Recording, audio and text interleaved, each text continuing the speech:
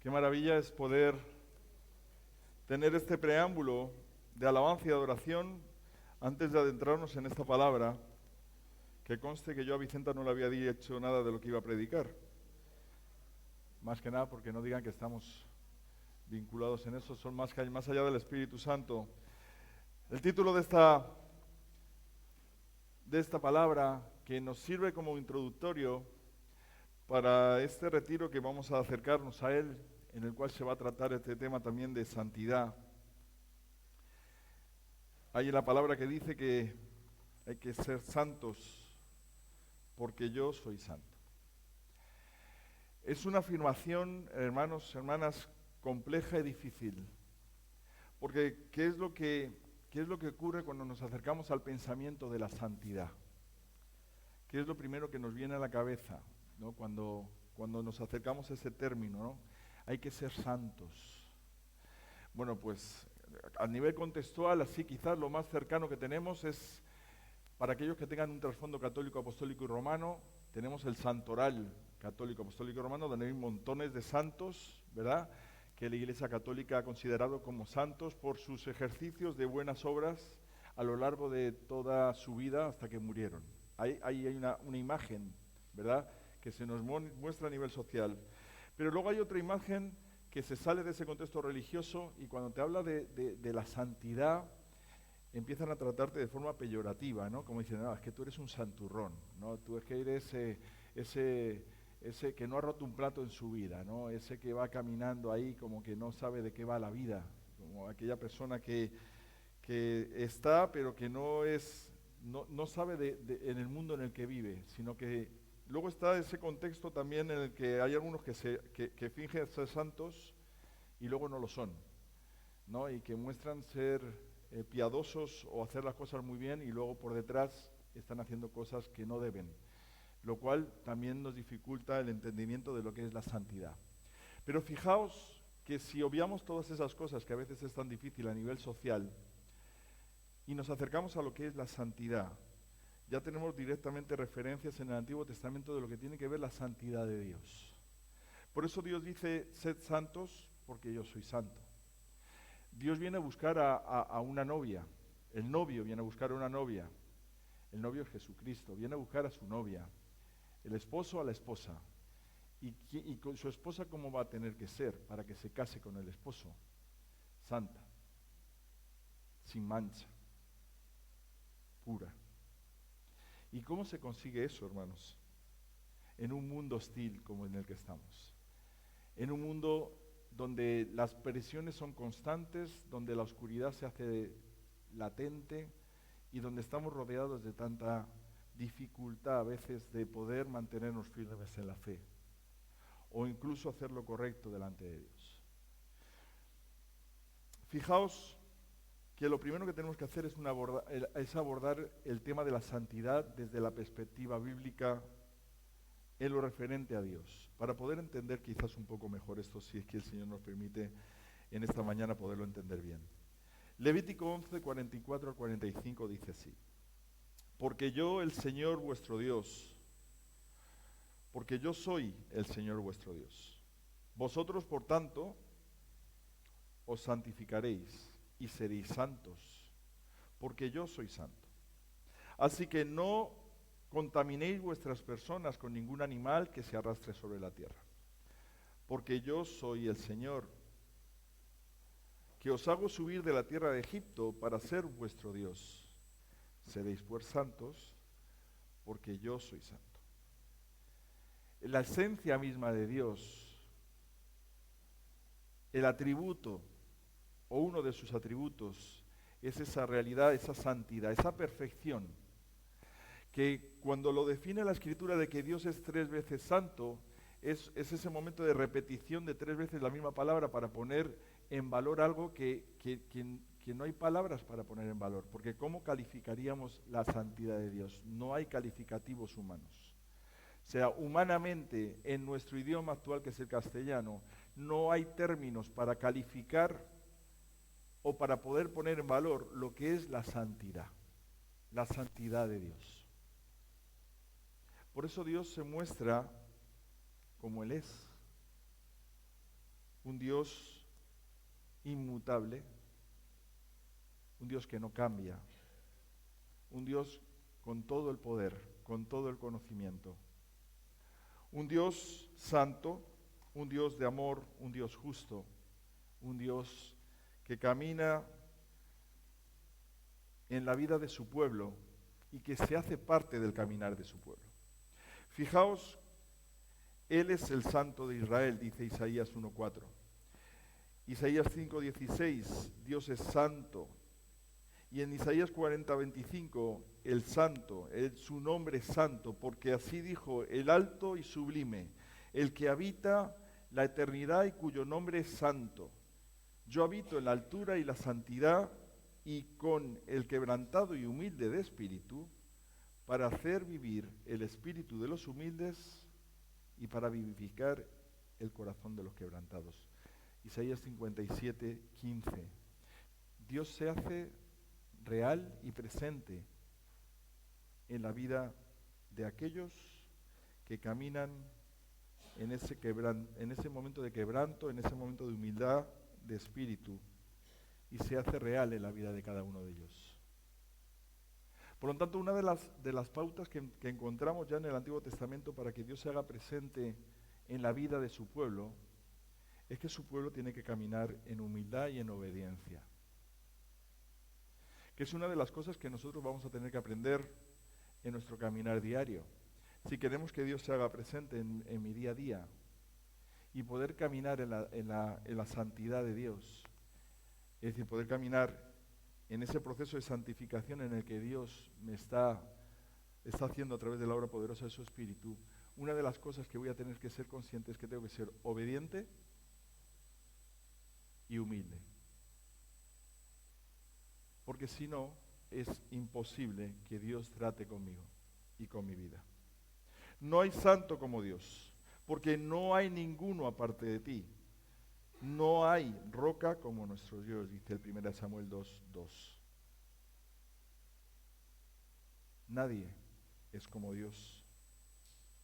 Por eso cuando nos acercamos al Nuevo Testamento y vamos a la primera epístola de Pedro, Pedro nos muestra esta realidad e intenta llevarnos al entendimiento de lo que nosotros como hijos e hijas de Dios estamos llamados a caminar en este tiempo en el que estamos, para que la santidad de Dios se haga presente, para que ese proceso de santificación se haga presente en nuestras vidas. Fijaos que dice en el versículo 13 del capítulo 1 de Primera de Pedro: ceñid los lomos de vuestro entendimiento. Por tanto, ceñid los lomos de vuestro entendimiento. Sed sobrios y esperad por completo en la gracia que se os traerá cuando Jesucristo sea manifestado. Ceñid los lomos de vuestro entendimiento nos lleva a ese pensamiento, no sé si os viene a la mente, de la armadura espiritual, donde también apunta a que hay que ceñirse los lomos ¿con qué? Con la verdad. ¿Quién es la verdad? Jesucristo es la verdad. Y os voy a llevar a un pensamiento que es muy gráfico, porque hay veces que estos pensamientos que son como medio metafóricos se nos escapa el por qué habla de ceñirse los lomos. Os pongo en situación.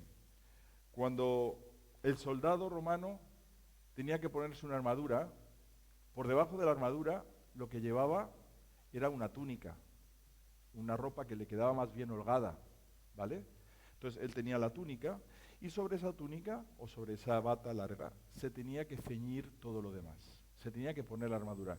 Cuando está hablando de ceñirse la verdad, está hablando de que no se quede ninguna cosa suelta, porque cualquier ropa suelta fuera de la coraza podría ser usada para engancharse en el momento de la batalla. Tenía que estar todo bien compactado, sin ningún fleco, sin nada que te sobre por los lados, porque de ahí te podías enganchar y poder perder la oportunidad de incluso defenderte si te enganchabas con alguien a la hora de entrar en batalla. Todo tenía que estar bien sujeto, no podía haber nada suelto, esas cosas que te salen por ahí. No, todo bien atado, que es algo muy gráfico, porque cuando hablamos de que nada esté suelto, Nos está hablando de que nuestra ropa, nuestra vestimenta, tiene que estar colocada en un orden, de forma correcta. No con flecos por aquí, con flecos por allí, no como así desaliñados. No, no, no, no, no. Hay que tener las cosas bien puestas. La verdad tiene que ceñirse al lomo, no puede estar la verdad ahí suelta como... No, no, no, tiene que estar bien ceñida. ¿Por qué? Porque tiene que hacer todo un cuerpo, tiene que estar bien compactado. Lo cual nos lleva a que el ceñirse vuestros lomos nos lleva a ese vínculo entre ese entendimiento y esa verdad y nuestra propia vida. Cuando yo me ciño los lomos en la verdad, lo que estoy haciendo es vivir en la verdad. Cuando yo pego la verdad a mis lomos, lo que está diciendo la palabra es que yo estoy viviendo en la verdad, que es Cristo. Mi deseo, mi anhelo, lo que hay en mi corazón, es buscar el caminar y el transitar en la verdad que es Cristo. Por eso es necesario que esté bien ceñido. Porque si no, lo siguiente va a ser muy difícil de hacer. Porque dice que además de ceñir los lomos de vuestro entendimiento y ceñirse bien en la verdad de Cristo, dice, sed sobrios. La sobriedad no es la ausencia de la embriaguez. Para aquellos que conocéis un poco del tema de beber el vino, de tomar drogas, esas cosas. No está hablando de la ausencia de estar ebrios. Esta sobriedad de lo que nos está hablando es de una constancia, de un dominio propio, de unas prioridades que estén en orden. El que es sobrio es consciente de lo que es en el nombre del Señor Jesús. Es consciente de lo que está llamado a ser. Es consciente de lo que Dios está poniendo por delante para su vida, para él poder vivir conforme a esa realidad. El ser sobrio es estar pendiente de las cosas que tienen que ver con Dios y no de las cosas que tienen que ver con otras cosas que no son de Dios. Por eso nos llama a estar ceñidos en vuestro entendimiento, con la verdad, y sed sobrios en nuestro diario vivir. Centrados en Cristo Jesús.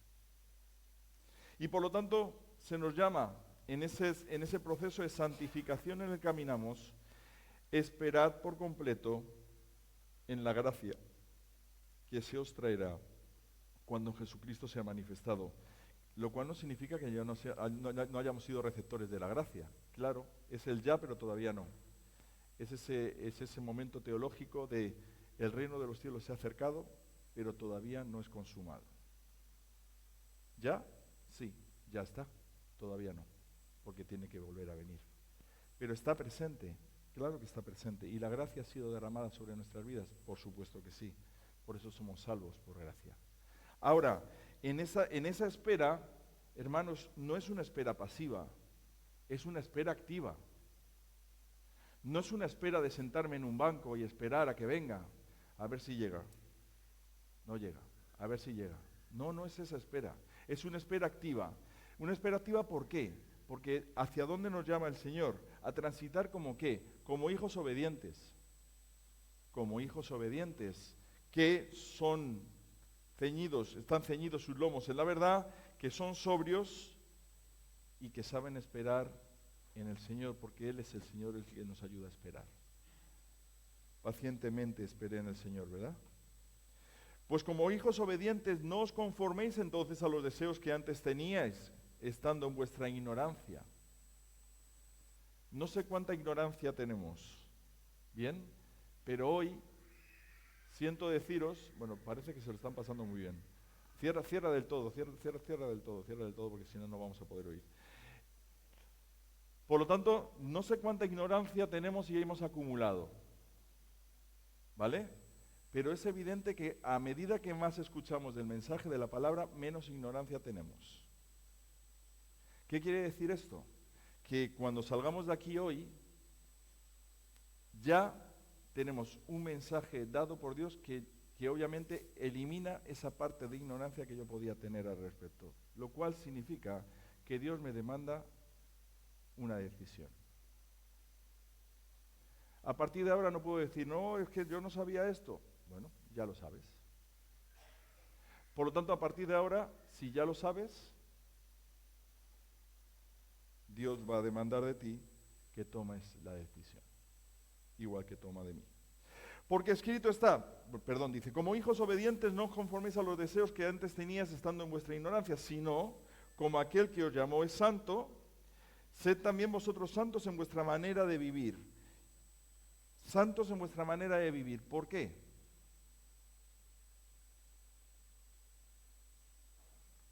¿Por qué? Como respuesta a la obra redentora en Cristo Jesús.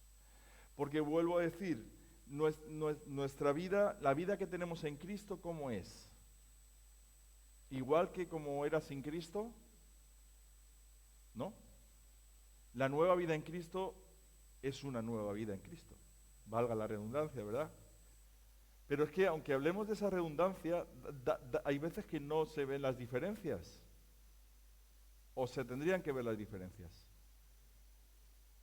Porque yo tenía una vieja vida a la cual estaba sujeto en delitos y pecados y estaba viviendo lejos de Dios, y ahora tengo una nueva vida en la cual tengo una nueva relación con Dios, donde Él toma el lugar preponderante, Él es la prioridad de mi vida. Por lo tanto, aquí no era la prioridad de mi vida, pero aquí sí. Entonces, se sobreentiende, hermanos y hermanas, que no podemos vivirlo de allí a aquí. ¿Sí? ¿Estamos seguros todos? Pues aquí es donde está la lucha, de que lo de aquí se cuele aquí. Que es lo que hablábamos el otro día en un discipulado, donde decía alguien, no voy a decir el nombre por no poner un compromiso, pero él sabe quién es. Dice, ¿y no sería mejor que Dios dijera, fulanito, ya tú eres santo por la eternidad, tira para adelante y ya no pecas más? Y digo, pues sería ideal. ¿No? Sería ideal. El problema es que tenemos algo que arrastramos de aquí a allí, que es la tendencia. La tendencia. La tendencia no es pecado, es tendencia. ¿Vale? Pero tenemos la tendencia. ¿Y qué es la tendencia? Pues digamos que es una propensión a, o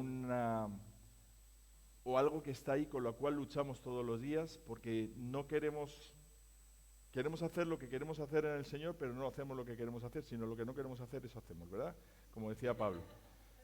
¿No? Es lo que decía Pablo, es decir, lo que no quiero hacer, eso hago, y lo que quiero hacer no lo hago. Por lo tanto, ahí tengo una lucha permanente. Pero estamos en una realidad en la que ¿quién está obrando con poder? ¿Y a quién hay que dejar que obre con poder? Digo que hay que dejarle que obre con poder, porque si no le dejo, Él no puede quitar de mi vida ciertas cosas. Y volveremos a decir, ¿y no sería mejor que Dios cogiera y aunque tú no quieras te lo quite? Sí, pero Dios no obra así. Recordemos que aunque Dios pudiera hacerlo, y aunque Dios lo sepa todo, Dios necesita que tu voluntad esté presente en el momento de la conversión. Es decir, Dios necesita que tú le aceptes, porque si no, tú luego vas a decir, no, pero escucha, yo no acepté nada, fue Él que me obligó. No es cuestión de obligación, hermanos, es cuestión de que yo reconozco y me arrepiento. ¿Qué es el arrepentimiento? Que aunque también tiene base en Dios mismo, porque sale de Él, pero ¿qué es el arrepentimiento? Es un acto de reconocimiento de mi error. Y yo reconozco que estoy equivocado y decido no volverlo a hacer más. Porque el arrepentimiento es el que está presente en la conversión, ¿no? Si no hay arrepentimiento sincero, no hay conversión genuina. ¿Entendemos? ¿Estamos todos ahí? Recuerden, la conversión genuina tiene una base y la base está en un arrepentimiento. Si no hay arrepentimiento sincero, quiere decir cambio de dirección. ¿Todos sabéis lo que es el arrepentimiento? Hay caras que se me quedan ahí como medio cortocircuitadas, así, me están mirando y se hacen así, se ponen bizcas. Arrepentimiento, ya que tengo el inalámbrico, venga usted para acá, por favor. Lo he hecho muchas veces, pero lo voy a volver a hacer. Gracias por estar aquí. Hermana, oraremos por ti. Arrepentimiento, ¿qué es? Gráficamente hablando. En hebreo se llama shuk, que es cambio de dirección. Arrepentimiento, tú caminas hacia allá y de repente te encuentras con el Señor y te arrepientes. Y entonces, ¿qué es lo que haces? Tornas y cambias en la otra dirección. ¿Qué quiere decir? Que cambias por completo la dirección a la que ibas. El arrepentimiento te cambia de dirección. Quiere decir que si tú ibas hacia la perdición eterna y aceptas a Jesucristo como tu Señor y Salvador personal, te arrepientes. ¿Y caminas hacia quién? Hacia el Señor. Lo que no puedes hacer, como hemos hablado tantas veces, es quedarte aquí. El arrepentimiento no está aquí. El arrepentimiento te lleva a caminar en la dirección opuesta, no a quedarte en el estado cero. En este estado cero es donde se inicia el cambio, pero el cambio va para allá. Entendemos que no podemos quedarnos en este momento. ¿Por qué? Porque tenemos que transitar y caminar ¿hacia dónde? Hacia el Señor.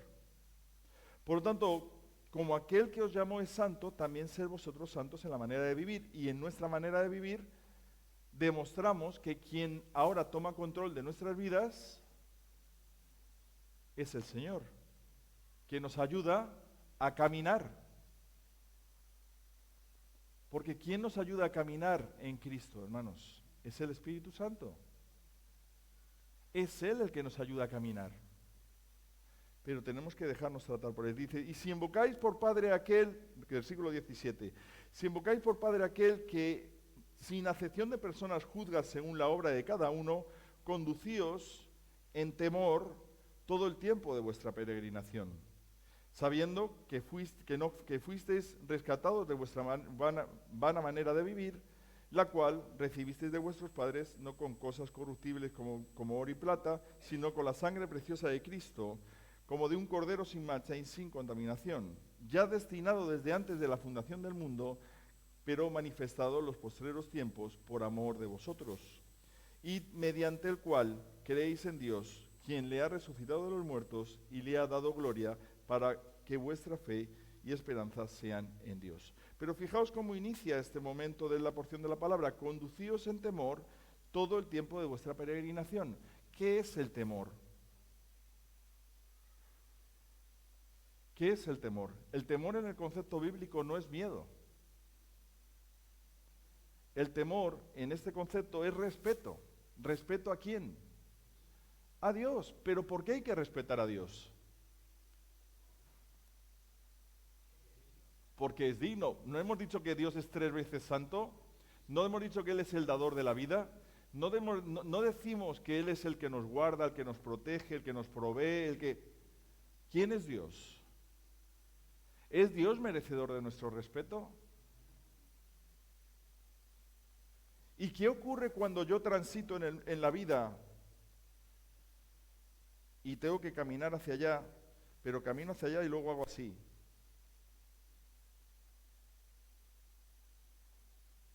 Y vuelvo otra vez. Y otra vez para atrás. ¿Qué es esto? ¿Qué es lo que estoy haciendo? ¿Estoy respetando a Dios o no estoy respetando a Dios? ¿Estoy haciendo lo que Dios me llama a hacer o no estoy? Es decir, otra cosa sería esta. Llego aquí y a lo mejor hay momentos de firmeza en el Señor donde digo, venga, vamos a caminar, tal. Y luego me quedo aquí y hago así, como un pasito así pequeño. Porque me cuesta, porque estoy en un momento difícil y me cuesta otro paso pequeño. Y luego llegan momentos en los que estoy mejor delante de Dios y hago un paso grande. Pero luego vuelvo otra vez aquí. Pero sigo caminando, hermanos. ¿Sigo caminando en qué dirección? Hacia el Señor. No estoy caminando hacia atrás. ¿Y qué ocurre cuando camino hacia atrás? Cuando dejo que las cosas de atrás se hagan presentes allí.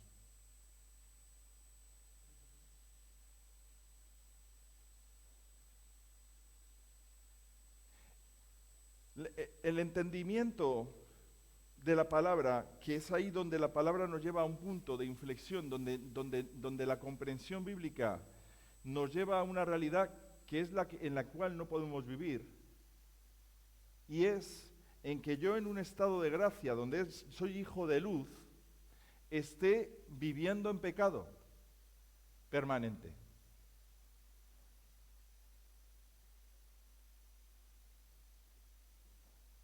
La palabra nos presenta una realidad compleja en ese caso, porque si tú eres hijo de luz y eres de simiente incorruptible, y en ese estado de gracia donde Dios está operando con poder en esa vida, tú te pones y decides ponerte a vivir en pecado,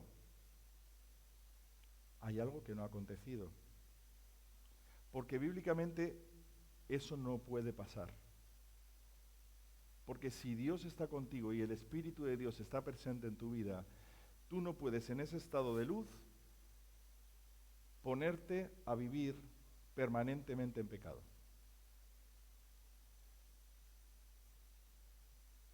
Si en ese estado en el que supuestamente estás viviendo permanentemente, vuelvo a repetir, permanentemente en pecado, es que estás ahí, no aquí.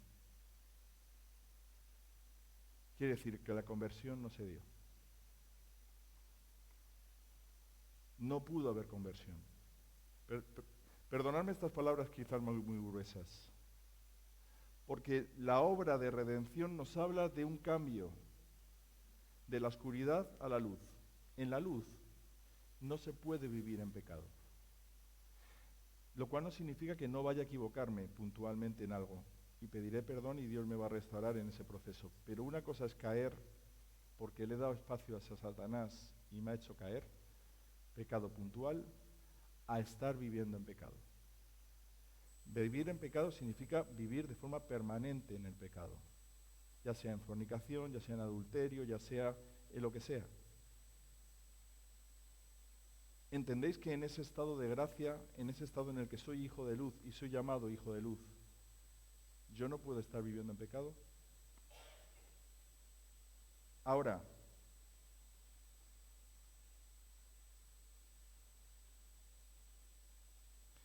en el versículo 22 dice: habiendo purificado vuestras almas por la obediencia a la verdad mediante el Espíritu, para el amor fraternal no fingido, amaos unos a otros entrañablemente de corazón puro, siendo renacidos no de simiente corruptible, sino de incorruptible, por la palabra de Dios que vive y permanece para siempre. Fijaos por qué os estoy diciendo lo que os estaba diciendo.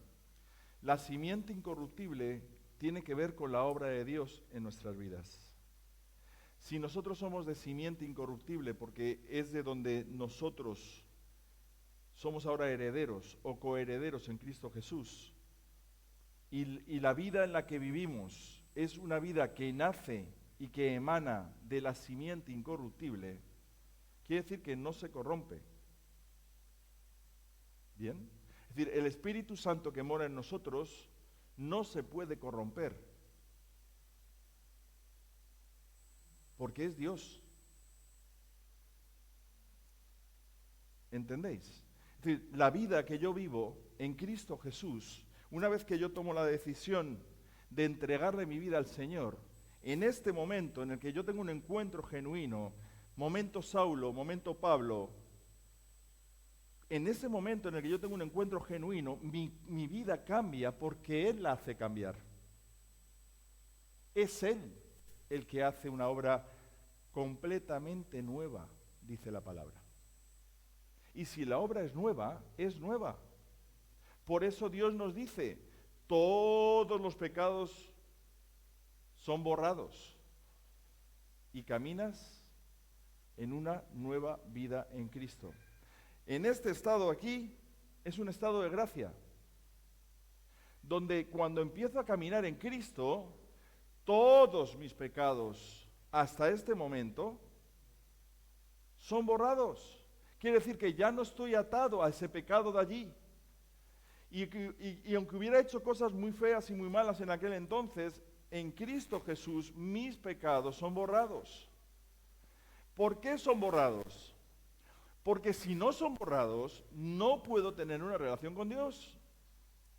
Porque Dios no puede estar con una persona que está sumisa y sometida y esclavizada al pecado. Porque Dios es santo, santo, santo. ¿Y con quién se relaciona Dios? Santidad. ¿Por qué Dios está trabajando en nuestras vidas en el proceso de santificación? Para quitar todas aquellas cosas que todavía no están bien y caminar en la semejanza a Cristo. Ahí Dios muestra su amor y su perdón permanentes. Porque el amor y el perdón de Dios son derramados por nuestras vidas de forma permanente. Pero ¿cuál es el propósito? De que podamos tener una relación con Dios. Entonces, la cuestión es, ¿Dios se quiere relacionar conmigo? Claro, por eso me ha dado una nueva vida en Él. Pero ¿cuál es la premisa de esa nueva vida? De que yo camine hacia Él. Como dice Jesús, el que quiera ser mi discípulo, tome su cruz cada día, niéguese a sí mismo, tome su cruz cada día y sígame. ¿Por qué me tengo que negar a mí mismo?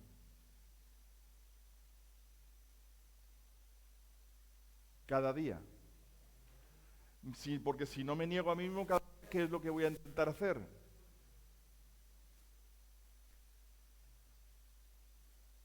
Y voy y busco otra vez.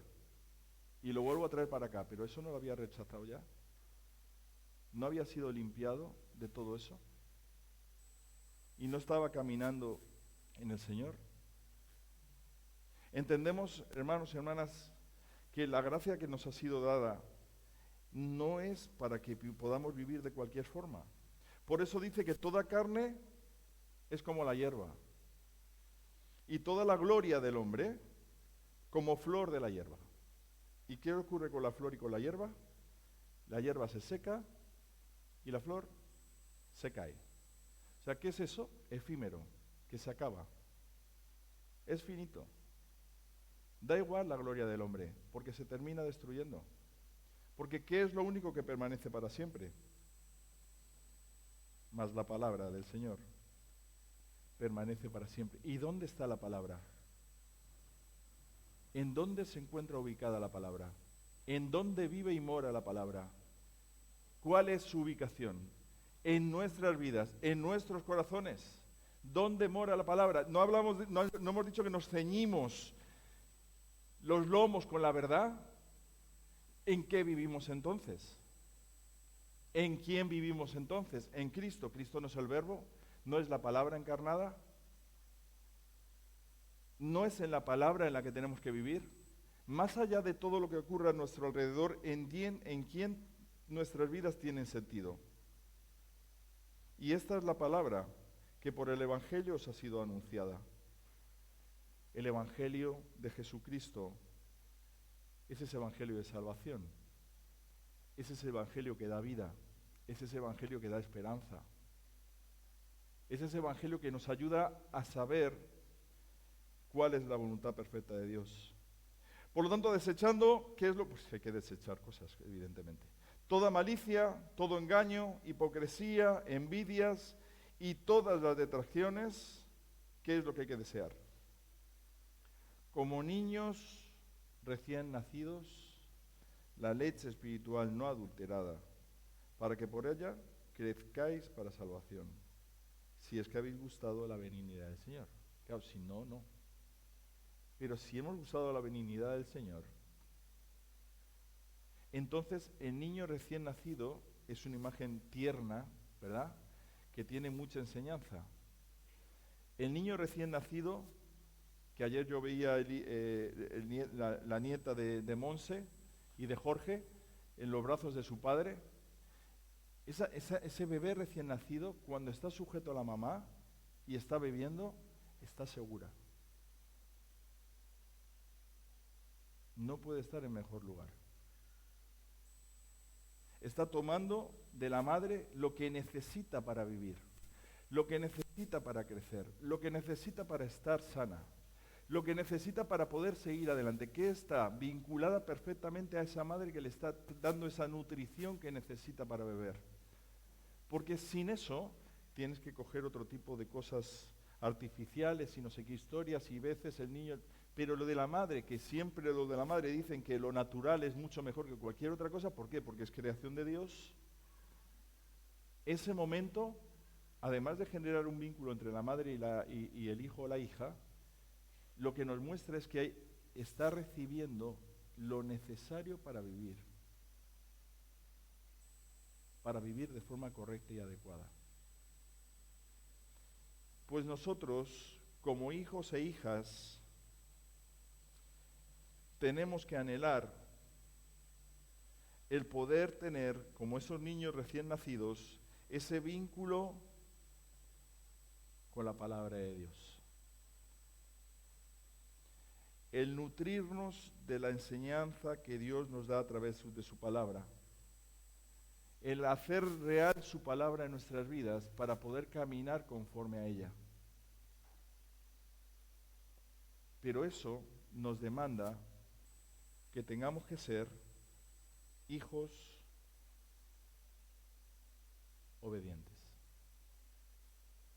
Y es un término que no a mucha gente le gusta.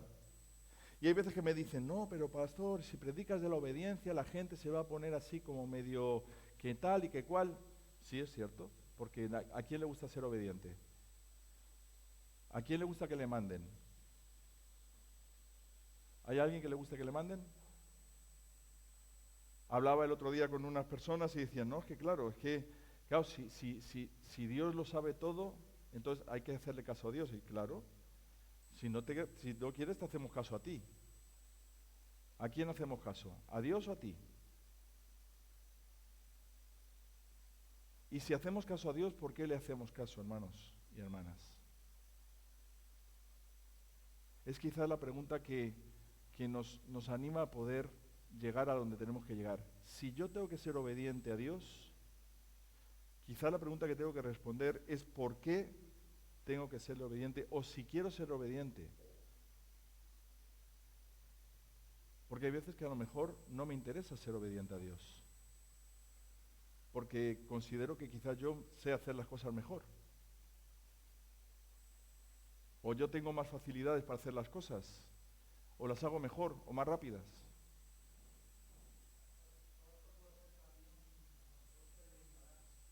Sí.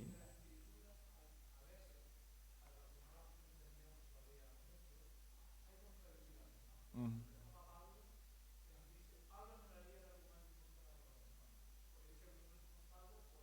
Por gracia. Ujú.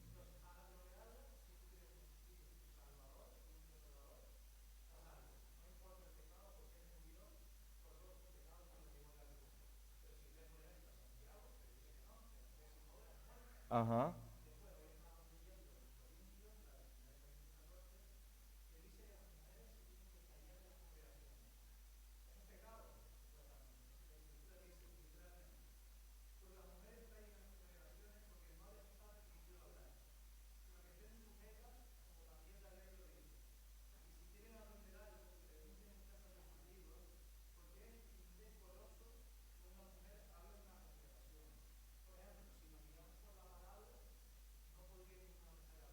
Perfecto, pero por eso el Señor nos da una pauta para poder entender su mensaje y el mensaje de Dios. Toda la palabra hay que leerla de forma contextualizada en el contexto en el que se da. Es decir, nosotros tenemos que hacer una hermenéutica de lo que significa el texto y de lo que significa la palabra y por qué se dice lo que se dice en el momento en el que se dice. Ese texto de Pablo referente a las mujeres es narrado y dicho en un momento puntual por unas circunstancias concretas, las cuales hay que entenderles en ese contexto. Y luego ese contexto hay que verlo a la luz de toda la Escritura para ver si ese contexto es algo general o es puntual. Por eso digo que en el proceso de entendimiento de la palabra no se pueden sacar momentos de la palabra, porque si se saca una palabra de su contexto se puede convertir en un pretexto. Entonces hay que entender ese momento en esa cuestión. Igual que en el caso de Santiago. Es cierto que Santiago dice en apariencia porque no lo es, algo que no es lo que dice Pablo, pero si tú sumas las dos cosas y las analizas en el contexto global de la Escritura, te das cuenta de que Pablo está diciendo una verdad totalmente bíblica, que somos justificados por la fe. Y Santiago está diciendo que si la fe sin obras está muerta, evidentemente, porque cuando tú vives en Cristo Jesús, ¿qué es lo que haces de forma natural? Las obras. Lo que no puedes caminar es en la fe sin hacer lo que Dios te llama a hacer, porque entonces sería una fe vacía. Pero ambas cosas caminan juntas. Ahora, si las lees por separado y las sacas del contexto, que eso es lo que suele pasar, Guillermo, por eso. Cuando hacemos un abordamiento bíblico, hay que entender el abordamiento bíblico, punto uno, en el entorno contextual específico de ese momento. Pero luego hay que seguir ampliando el abanico. Porque en ese momento dice esto. Bueno, amplío al momento contextual más cercano, pero luego sí tengo que seguir ampliando a la epístola. ¿En dónde se está diciendo eso y a qué iglesia se le está diciendo eso? Bueno, ¿qué ocurría en esa iglesia? ¿Cuáles son los problemas que había en esa iglesia? Entonces ya amplío el horizonte, pero si me quedo solamente en el contexto puntual, entonces puedo hacer declaraciones que para mí son totalmente descontextualizadas. Ahora, en esa verdad, entonces tenemos que analizar todo el proceso, pero no solamente con ese porción, sino con toda la palabra. Ajá,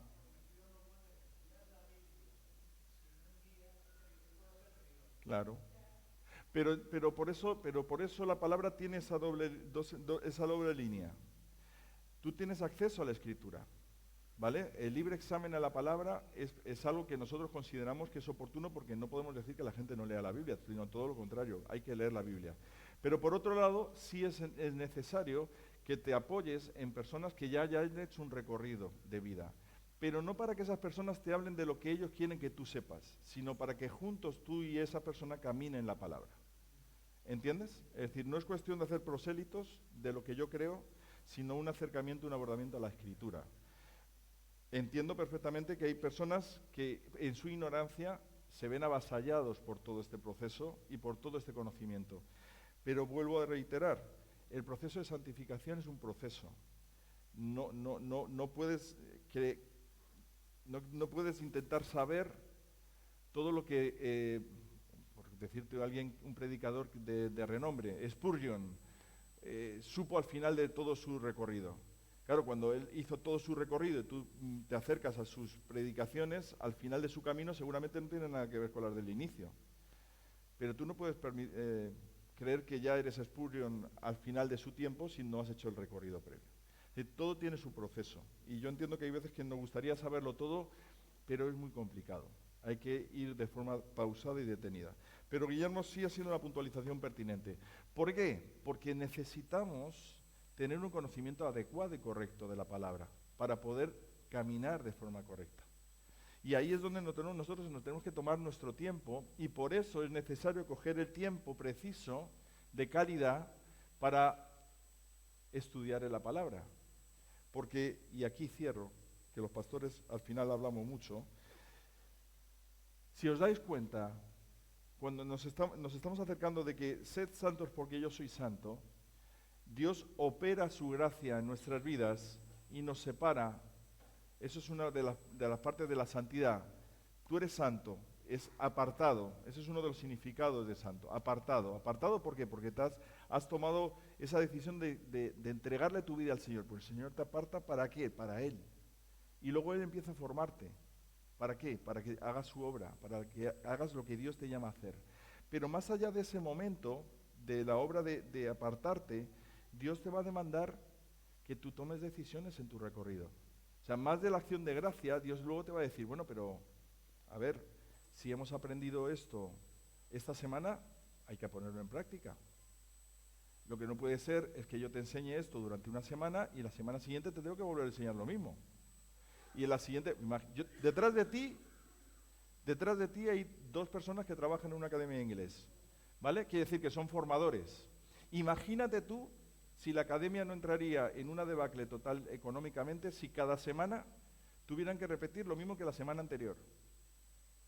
Es decir, porque nadie aprende nada. Entonces, yo te enseño una cosa una semana y a la semana siguiente te enseño lo de la anterior.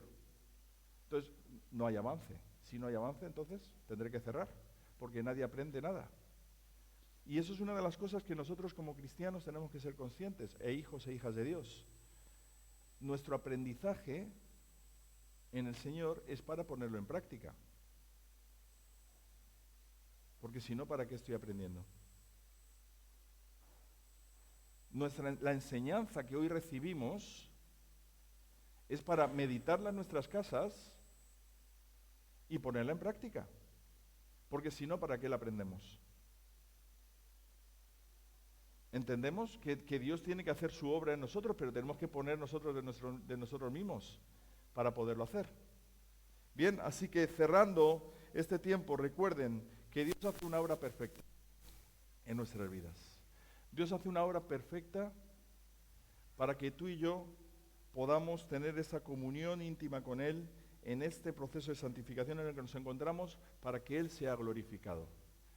Pero entendemos que transitar en ese tiempo y en ese momento hay que transitarlo en obediencia al Señor y asumir que Él va haciendo un trato con nuestras vidas que, aunque doloroso, necesario, porque Él tiene que purificar nuestras vidas para que lleguemos a ser algún día semejantes a su Hijo. Así que el Señor nos ayuda en el proceso. El Señor está intentando hacer permanentemente lo mejor para nuestras vidas. Pero nosotros nos tenemos que dejar tratar por Dios. Y recuerden que parte del trato de Dios en nuestras vidas y formación, la formación, Dios ha considerado que se haga en la iglesia. Quiere decir que nos formamos ¿cuándo? Cuando nos relacionamos entre nosotros. La formación está aquí. Cuando yo tengo que interactuar con cada uno de mis hermanos, cada vez que tengo que edificar la iglesia, ahí está la formación. El fruto del Espíritu, ¿dónde se demuestra? En la interacción entre los hermanos. Ahí hay formación y ahí se forma el carácter de Cristo, ¿verdad? Porque todo el mundo obviamente no es como yo y yo tengo que aprender a amar a todas las personas que me rodean y más a los hermanos en la fe. Que nos guarden este proceso. Vamos a orar y vamos a intentar ir terminando. Ya mi mujer subió y todo con los niños, así que imagínense lo que me ha alargado hoy. Vamos a orar y vamos a terminar alabando al Señor y teniendo nuestras ofrendas y nuestros diezmos y teniendo esa brevísima reunión después. Vamos a orar. Señor, gracias te damos, Padre, por todo lo que tú sigues haciendo en nuestras vidas. Señor, gracias por tu palabra, gracias porque podemos acercarnos a ella con libertad y porque somos siempre dirigidos por tu Santo Espíritu. Señor, ayúdanos a poder entender perfectamente qué es lo que tú tienes que decirnos y qué es lo que tú quieres que hagamos conforme a tus propósitos perfectos para que en todo tú seas glorificado. Padre, gracias por este tiempo. Gracias por todo lo que estás haciendo en nuestras vidas y en esta tu iglesia. Y seguimos poniendo la vida de esta tu iglesia en tus manos para que en todo tú seas glorificado, Señor. En el nombre de Jesús. Amén. Amén.